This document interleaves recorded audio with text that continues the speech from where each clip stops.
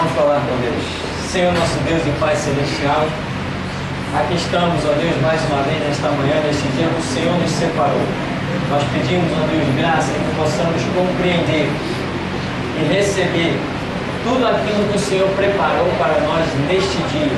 Que nada escape, mas que a Tua revelação, a porção desse dia, nos seja acrescentada e armazenada no profundo de nosso ser, para que o Teu nome santo, ó Deus, seja glorificado através do conhecimento que o Senhor nos tem revelado. Leva-nos nas águas profundas do Teu Espírito e glorifica o Teu santo nome. Te pedimos em nome de Jesus. Amém. Amém. Nós vamos seguir então com a nossa simbologia, retrocedendo um pouco a página primeira do segundo bloco da apostila, a página 1 do segundo bloco, falando sobre simbologia. Depois nós vamos pular para a página 3, porque a página 2 nós já vimos. E aqui diz: estaremos iniciando a seguir o estudo de extrema necessidade. Tal estudo evita erros doutrinários, idolatrias, acrescenta profundo conhecimento bíblico e permite a interpretação de boa parte de Apocalipse. Eu considero essa simbologia um estudo fantástico, fenomenal, algo que tem sido revelado nos últimos dias. Por exemplo, outro dia tinha uma igreja fazendo uma grande campanha baseada em Isaías 43, parece, verso 4, né? Ou mais ou menos isso, que diz o 44, verso 3, que diz: derramarei água sobre o sedento. E então a igreja fez uma grande campanha, começou a distribuir a tal da água ungida. E olha, foi uma multidão lá pegar a tal da água ungida, porque quando se perguntava às pessoas, por que da água ungida? Eu falo se perguntava, nós estivemos envolvidos com tanta gente, conhecemos tanta gente, por que você foi buscar a água ungida? Porque está na Bíblia. É aquela velha ideologia, né? A Bíblia também traz um monte de palavras, tipo pedra, mas ninguém anda com a pedra equilibrando na cabeça, né? Um colar de pedra, ninguém quer aquelas pedras bem rústicas, é complicado. Então a pessoa dizia, logicamente não são cristãos, as pessoas que têm essa prática, eles são idólatras. É apenas um segmento das tradições católicas dentro de igrejas com rótulos de evangélica, mas não são evangélicas. A igreja evangélica tem que ser fundamentada nos princípios de Jesus Cristo. E distribuir objetos para as pessoas não faz parte do cristianismo. Qualquer organização que distribui objetos para as pessoas, ou ela é apenas uma filosofia humana, ou ela é satânica, mas divina, não. Ah, mas está na Bíblia: derramarei água sobre o sedento. Está na Bíblia mesmo? Não, não está. Por quê? Nós vemos que isso aí na simbologia não significa, a palavra água não significa água, e a sede ali não significa ressecamento, vamos dizer, da boca, ou seja lá o que for. Pela simbologia nós detectamos que a palavra água significa a palavra de Deus. O que Deus está dizendo: vou revelar a minha palavra para saciar aquele que tem sede de mim, dos meus conceitos, dos meus princípios, dos meus ideais, da minha filosofia, vamos assim dizer. Então, a simbologia nos ensina a não pegar por este caminho terrível de idolatria. E aí hoje você vê igrejas como a Igreja da Graça, que chegou ao ponto de distribuir a semente. O cidadão, o tal do R.R. Soares, fez um evento no Maracanã para distribuir a semente. E distribuiu lá uma semente no Maracanã, fazer um evento desse no Maracanã. Eu fiquei com dó, nós estávamos lá, eu fiquei com dó de ver carruagens, ônibus vindo do Nordeste Pessoas vieram do Recife em caravanas para vir no Maracanã buscar a semente, acreditando que a sua vida ia mudar. Irmão, se ninguém se compadecer dessa multidão, a igreja não tem outro propósito a não ser se compadecer dos cegos. Então eu vi gente vindo do Rio Grande do Sul, do Espírito Santo, de Mato Grosso, Goiás, de tudo que é canto do Nordeste, para lotar o Maracanã, porque o cidadão ia distribuir a semente ungida. Aqui no Rio de Janeiro teve um evento imenso, lotou um tal do estádio da Rolaria, com aquele outro mercenário chamado Valdemiro Santiago. E o camarada distribuiu nesse dia o pão e a água ungida. E olha, irmão, aquilo transbordou. A rua não teve mais condições de ninguém trafegar. O engarrafamento foi fora do comum. Teve que ter guarda tomando conta das ruas. Foi um horror. Lotou, transbordou. Por quê? Porque o camarada disse que ia distribuir a água e o pão ungido. Claro, nem se atreva a pensar que isso tudo é de graça. Não. Mas as pessoas estão tão cegas e não conhecem a Escritura que elas estão pagando o que for. E acreditam que quanto mais caro elas pagam, que maior bênção elas terão. Quem vai lhes abrir os olhos? Tudo isso é consequência da falta da simbologia. Vê que hoje a prima das prostitutas, que é a Universal, porque a verdadeira prostituta, de onde todo mundo está copiando, é a Igreja Católica. Essa é a meretriz, essa é a prostituta mãe. Mas a Universal viu que deu certo lá e tem copiado, e todos os outros estão vindo atrás. Até Assembleias e Batistas estão embarcando nisso aí. Então, a Universal, por exemplo, distribuiu já dentro das suas igrejas o candeeiro, né? A mezuzá, tudo que é nome de coisas simbólicas que aparecem na Bíblia, a Universal pega, manda confeccionar. Eles têm uma fábrica própria de ídolos, aonde eles, prepara aí a arca da aliança, aí fazem umas arcas da aliança. Prepara aí o castiçal, aí eles confeccionam os castiçais. Chegam na igreja com aquilo e vendem as absurdos. Quem pode dar R$1.000? Um negocinho que custa uns 50 centavos. Quem pode dar R$1.000? Aí começa aquele leilão. Quem pode dar 900? E a multidão vai indo e vai voltando. Quem pode dar 100? Quem pode dar 10? Você que pode levar por 10. Mas eu já vi um pastor da Universal, um pastor da Universal dizer, o mínimo é X. Quem não tiver X não leva. Opa! Se é um propósito de Deus, você pode imaginar Jesus Cristo estipular a bênção dele, vinculada a dinheiro, e dizer, quem não tem para pagar não leva. Ninguém me contou, irmão. Eu estava lá dentro, eu vi. E as pessoas chamam aquilo de igreja, eu chamo aquilo de templo de Satanás. E o Jesus que eles pregam, eu piso na cabeça dele. Então, meu irmão, simbologia, estudo bíblico, é para você não se tornar um mercenário amanhã e também para não ser enganado pelos mercenários que já estão aí muito bem calejados, né? Diga-se de passagem, eu gosto de frisar, se tem um mercenário desgraçado que hoje está iludindo muita gente, diga-se de passagem também, Edir Macedo já está com o pé na cova. A qualquer momento você vai ouvir a notícia, morreu. Já foi tarde para o inferno, porque ele já destruiu de vidas. Mas já tem outro tomando o lugar dele, sendo adestrado pelo diabo. Chora em público, lamenta em público, derrama lágrimas, pede um lencinho para enxugar as lágrimas. Você sabe de quem eu estou falando? Valdemiro Santiago, né?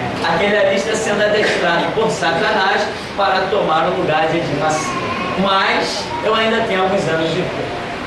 Então, vamos voltar aqui à nossa apostila e vamos ver o significado. Nós temos aqui escrito, bem-vindo à gloriosa simbologia bíblica. Aqui. Alguns dos símbolos que nós apresentamos podem, dependendo do contexto em que venha inserido, apresentarem dupla interpretação. Portanto, como nunca, não despreze jamais o contexto do texto.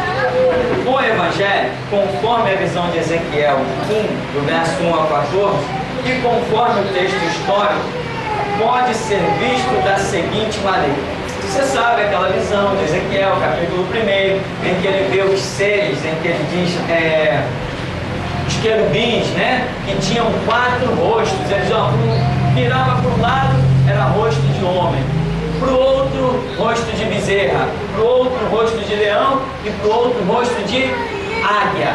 E ele tem aquela visão. Aquilo ali já é uma profecia sobre a palavra de Deus eterna, mas que viria muito mais a ser revelada na pessoa de Jesus Cristo.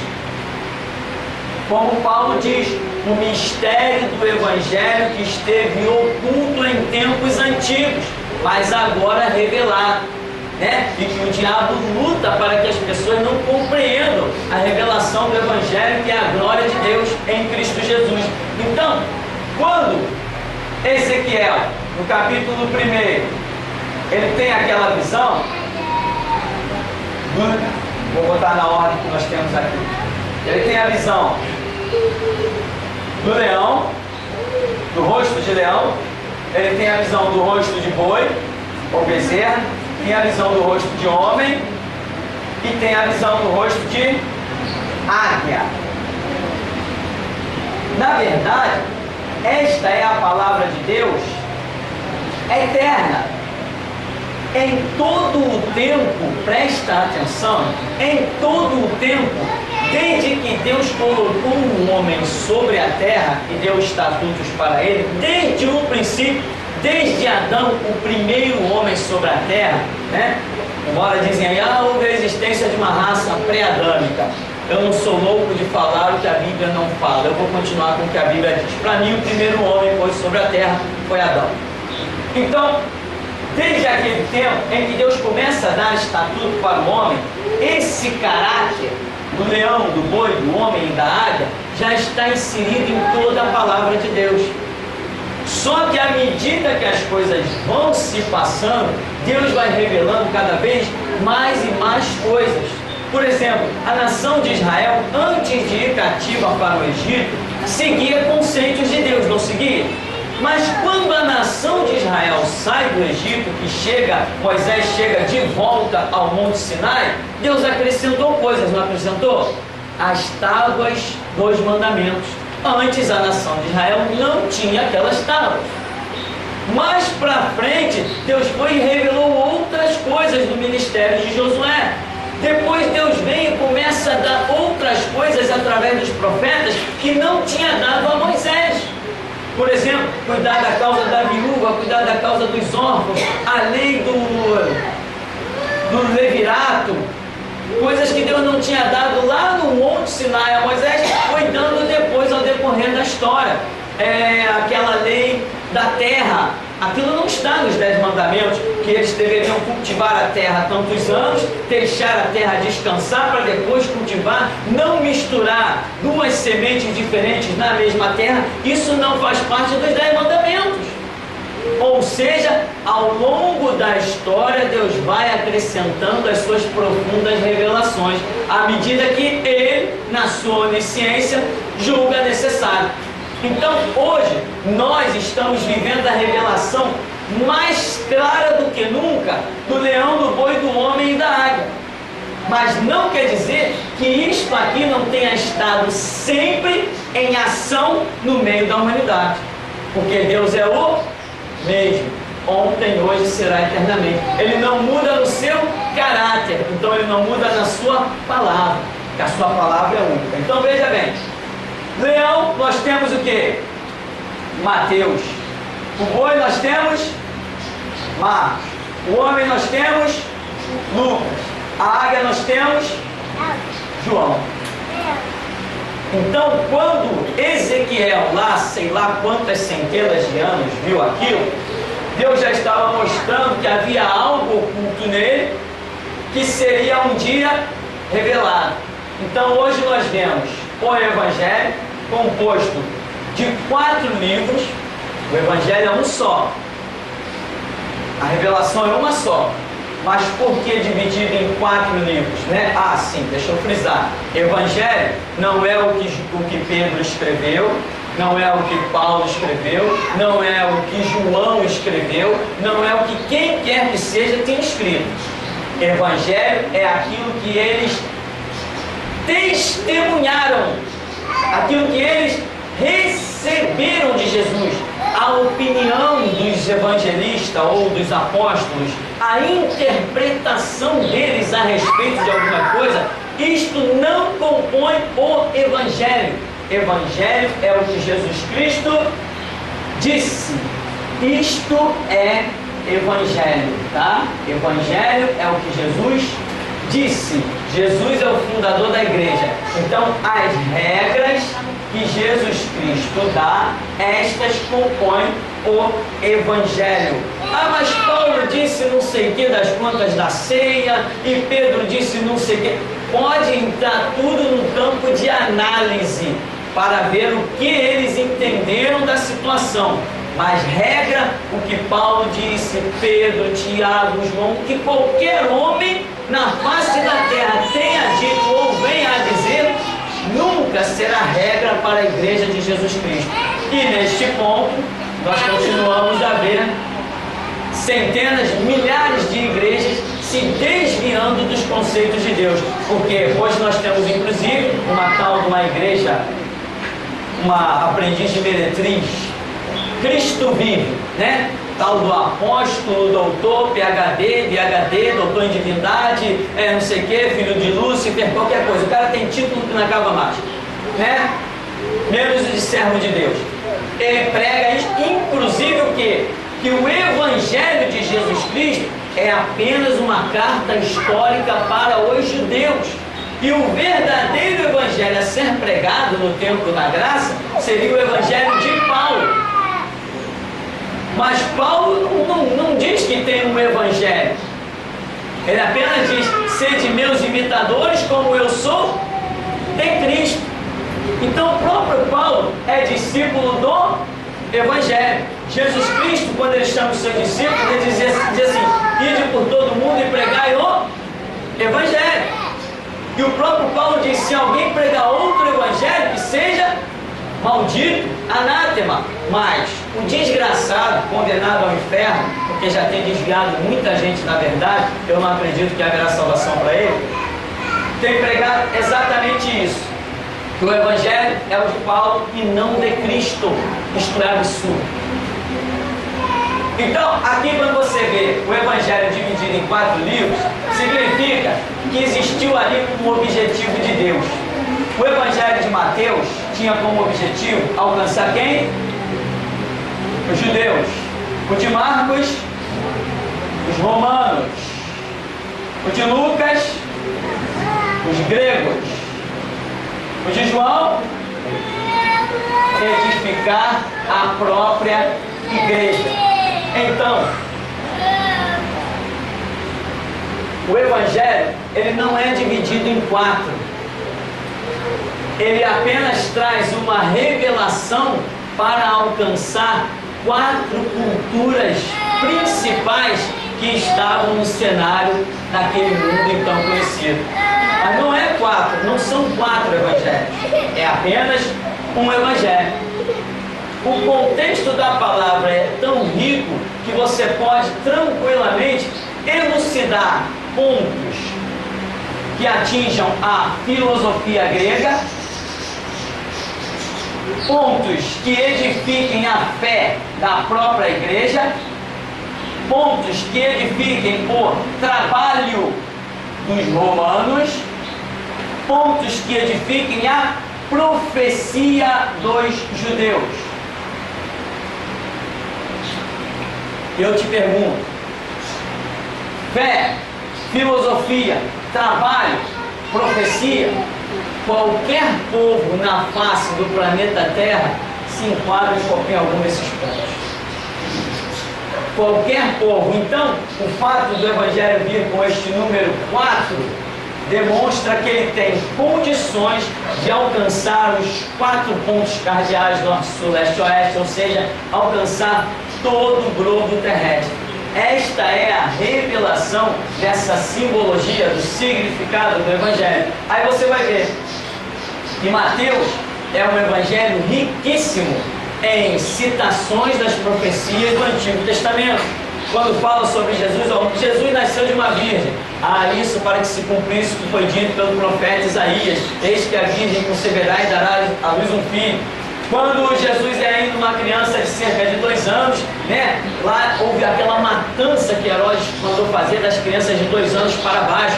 Aí o evangelista escreve: isto foi para que se cumprisse o que foi dito pelo profeta Jeremias. Em Ramá ouviu-se pranto e lamentação, grande choro, e Raquel chorando seus filhos e não querendo ser consolada, porque já não existe. Quem era Raquel?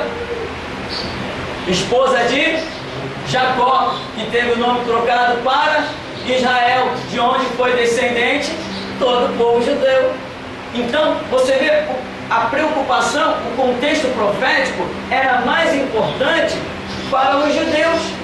Então, Mateus tem esse objetivo e essa visão, essa graça do Espírito Santo para alcançar o povo judeu. Ele enche o seu escrito no ponto de vista em que ele transborda de profecias do Antigo Testamento o tempo todo.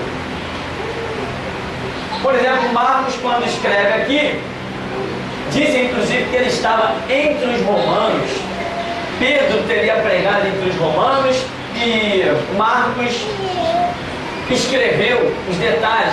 Marcos elucida muito a questão do trabalho. O Evangelho de Marcos é marcado pela preposição "e", né? E Jesus estava em tal lugar, e Jesus foi para outro lugar, e Jesus curou ali, e Jesus foi não sei para onde, e Jesus fez, quer dizer, parece que Jesus não para. Justamente em Marcos ele diz o que? O Filho do Homem não tem aonde reclinar a cabeça. Ou seja, está mostrando que Jesus, em Mateus, é o cumprimento das profecias para os judeus. Jesus, em Marcos, é o melhor trabalhador, o maior exemplo de trabalho. Está dizendo isso para os romanos, que tinham o ideal do trabalho, do serviço ao Império Romano. Então, o Evangelho ele vai alcançando a mente das pessoas, o ideal que cada pessoa tem. Aqui nós vemos, na representação do homem, Lucas, que escreve tentando alcançar o povo grego.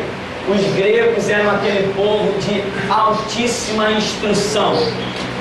Eles queriam sempre perguntar da onde veio as coisas, qual a origem das coisas, de onde veio o homem e etc. Então existia a filosofia grega, existiam as escolas gregas que eram conhecidíssimas. Os grandes filósofos que nós hoje estudamos aí pelos colégios de segundo grau eram gregos, né? Não sei se todos os que eu vou citar, mas estudamos sobre Sócrates, Platão, Aristóteles, Diógenes e um monte de filósofos, e a grande maioria, se não todos, gregos. Por quê? Inclusive Aristóteles dizia o quê? Nada caracteriza melhor o homem do que o fato de pensar.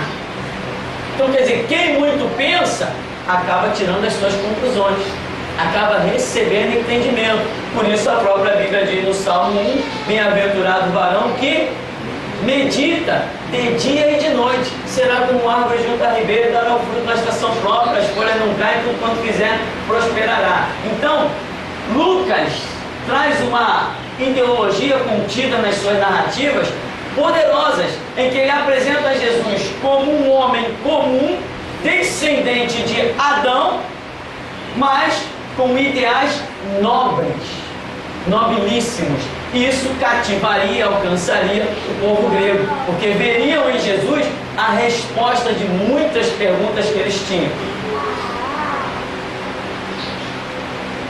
João, representado pela águia, teve um objetivo de edificar a própria igreja. E uma das coisas marcantes é que João já começa as suas narrativas apresentando Jesus como Filho de Deus.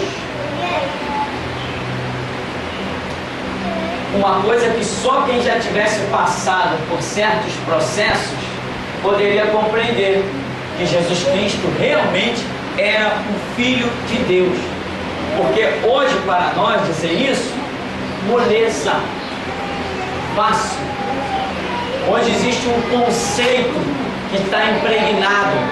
Então, agora, você vindo do nada, sem nenhum contato com o sobrenatural, sem nenhum contato com as coisas espirituais, de repente você se deparar com a notícia de que um Filho de Deus, um Deus que você nunca viu, se transformou num homem e habitou entre nós, e que nasceu de uma virgem, e que foi gerado como um homem comum, sem que essa virgem tivesse nenhum contato sexual. Você aceita isso? Isso é uma loucura. Ninguém no seu juízo normal aceita uma coisa dessa. Então, quando João apresenta essa visão diária, tão espiritual, de Jesus como sendo o próprio Filho de Deus, João está escrevendo para a igreja, porque só a igreja, depois de passar, porque para se tornar igreja tem que passar por muitos processos, e somente depois de passar por todos esses processos é que se poderia entender que Jesus Cristo é verdadeiramente o Filho de Deus, e que nasceu de uma virgem, e que habitou entre nós. E tem mais, que quando morreu não ficou detido pela sepultura, e ao terceiro dia ressuscitou. Fácil aceitar isso, não é? Para nós hoje é. Mas cria uma pessoa totalmente fora desses contextos e diz para ela: Jesus Cristo nasceu de uma virgem. Até hoje a União Soviética diz que isso é loucura.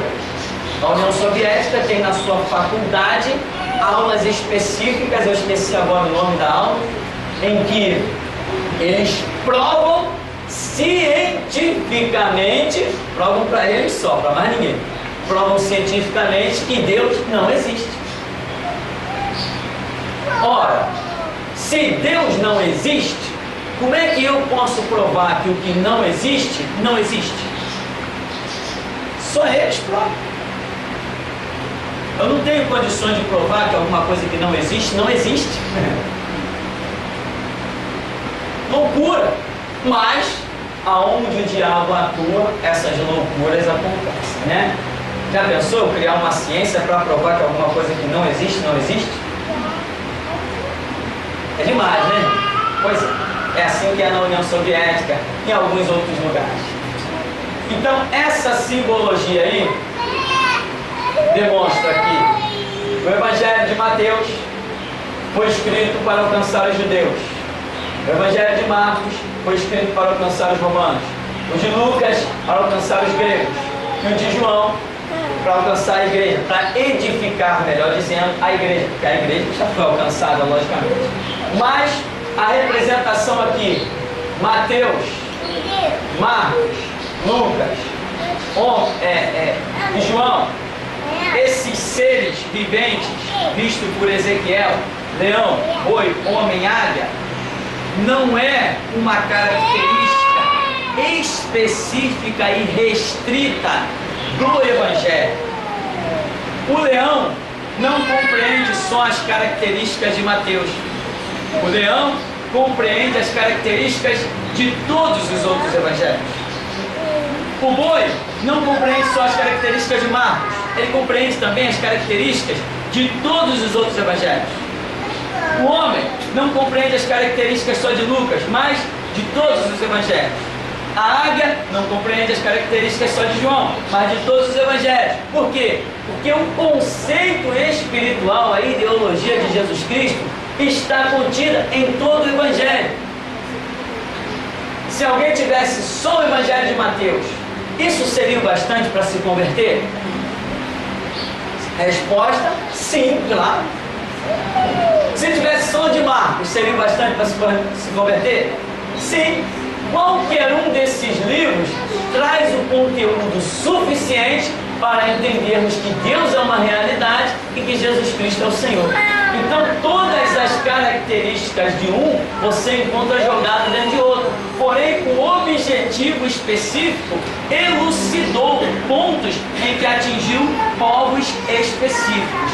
Mas isso aqui, embora seja a representação de um determinado livro, o conceito espiritual está derramado em todos os outros livros. Por quê? Porque o Evangelho, os Evangelhos, ou o Evangelho, fica até difícil a definição do português, do plural, mas o Evangelho não é 4.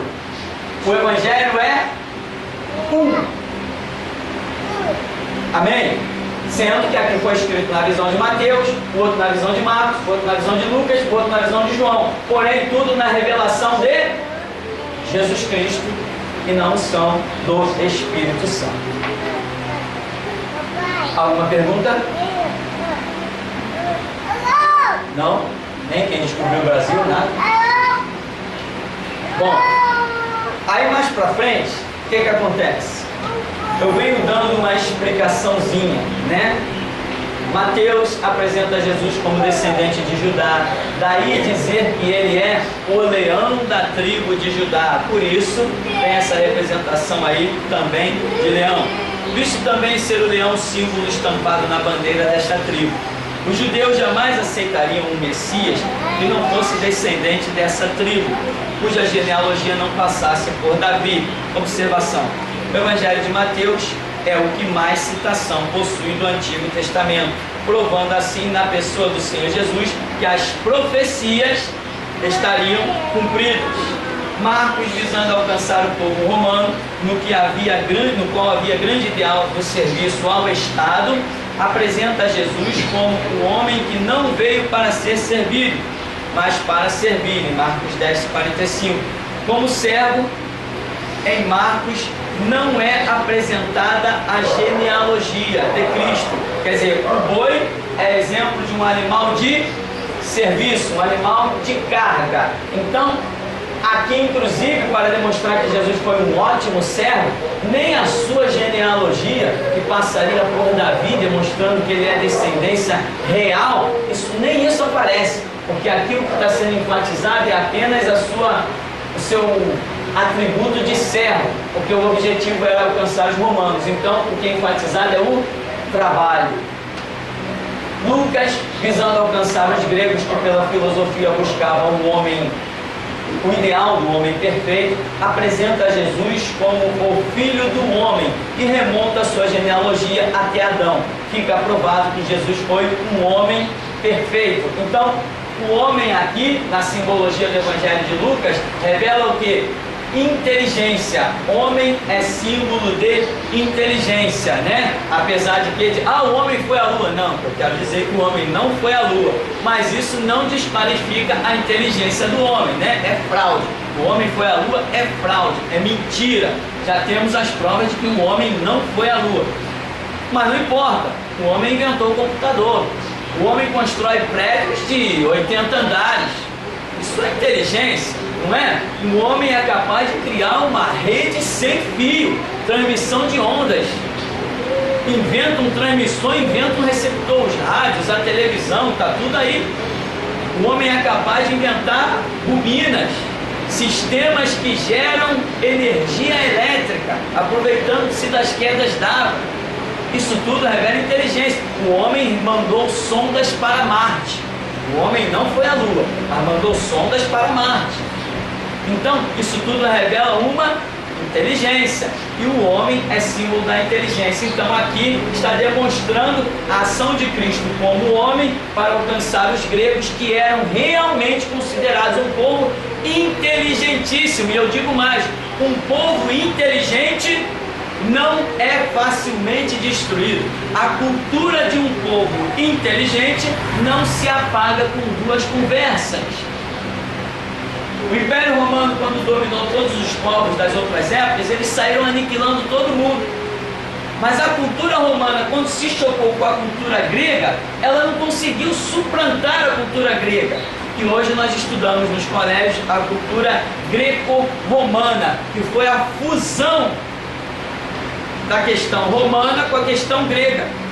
A questão romana não suplantou a questão grega. Por quê? Porque a questão grega era fundamentada em conceitos de conhecimentos muito bons. Isso não se apaga com duas conversas.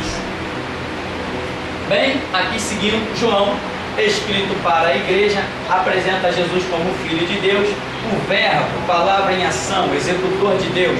João não se preocupa em narrar milagres, visto que a igreja de Cristo não precisa de ouvi-los para ser edificada. É a águia, espiritualidade. A águia é o animal, vamos assim chamar, que atinge as mais altas alturas. Bom, essa palavra, não? As mais altas alturas.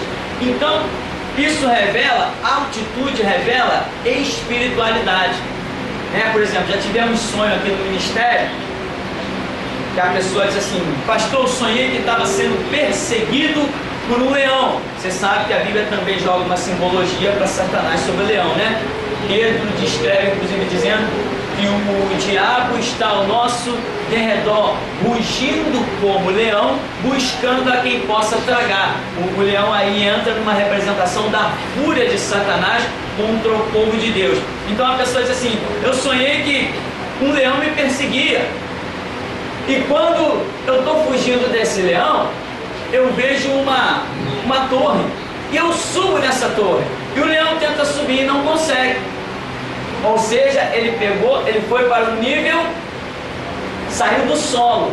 Ou seja, ele estava, na época que o amanhã é outra história, mas na época em que a pessoa teve esse sonho, ele estava no nível espiritual e o diabo não podia fazer nada contra ele. Por isso que é revelado que ele está no nível espiritual onde o diabo não pode alcançar. Então, altitude revela espiritualidade. Nós já tivemos visões aqui no ministério em que já vimos anjos que eles simplesmente vêm andando e tocando pelo chão.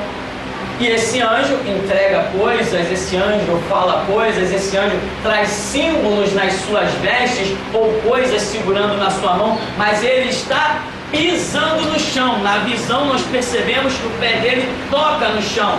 Ou seja, ele vem trazendo uma revelação de coisas que vão estar operando muito diretamente ligada a este mundo. Às vezes nós vemos o anjo que ele vai caminhando, mas percebe-se que os seus pés não tocam no chão.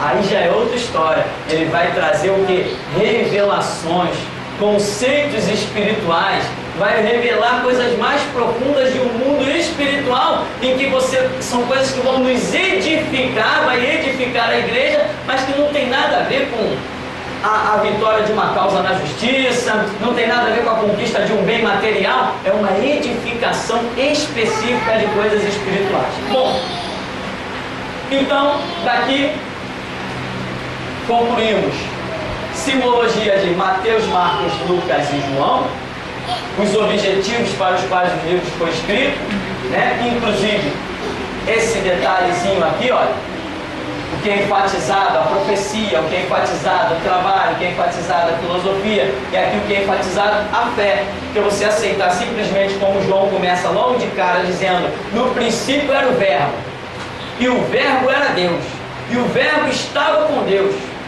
Ele estava no princípio com Deus, e todas as coisas foram feitas por Ele, e sem Ele nada do que foi feito se fez. Olha que linguagem difícil, que coisa complicada. Somente quem tem uma visão já espiritual, de águia, de igreja, pode compreender um texto tão terrível como esse. Inclusive, o Evangelho de João, ele, apesar de ser bem direto, ele é complicado. Você vê que até hoje tem pessoas que não entendem que quem criou o mundo, e quem estava lá no princípio em Gênesis dizendo: haja luz, haja porção seca, haja separação no firmamento, reúnam-se as águas para cá, e hajam os animais, e hajam cada um segundo a sua espécie, e hajam cada árvore segundo a sua semente. Tem gente que até hoje não entende que aquele que está dizendo haja, haja, haja, é Jesus Cristo, e não o Deus Pai. Mas quando você lê o Evangelho de João, como está aí, está escrito claramente: Ele criou o mundo, veio para o que era seu, os seus não receberam. Ele diz: No princípio Ele criou o mundo. Está lá com todas as letras. Mas a pessoa pela falta da visão espiritual, ela passa por cima do texto, lê o texto e depois diz que quem criou o mundo foi o Deus Pai, enquanto a Bíblia está sendo direta em dizer que quem criou o mundo foi o Deus Filho, por causa de alguns degraus que tem ali. Você tem que ter uma visão espiritual. Ah, pastor, então a partir de hoje eu vou ter uma visão espiritual. Como? Para se ter uma visão espiritual é necessário vida de oração e vida de estudo bíblico.